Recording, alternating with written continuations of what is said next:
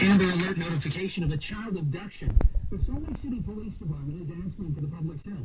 The suspect is identified as Chantel Quadra. She is 5 feet tall, weighing 100 pounds. She has brown hair and tattoos on both shoulders. The child abduction victim is identified by police as Juliet Quadra. She has brown hair and brown eyes. She is 3 and weighs about 30 pounds. The abduction happened in Salt Lake City. The car the two were in has been found, but the mother and daughter were not inside. A court has ordered Juliet returned to her father, but Chantel refuses.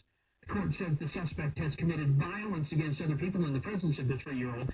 Chantel Quadra is also possibly living with a convicted felon. If you have any information, please call police at 801-799-3000 or simply dial 911.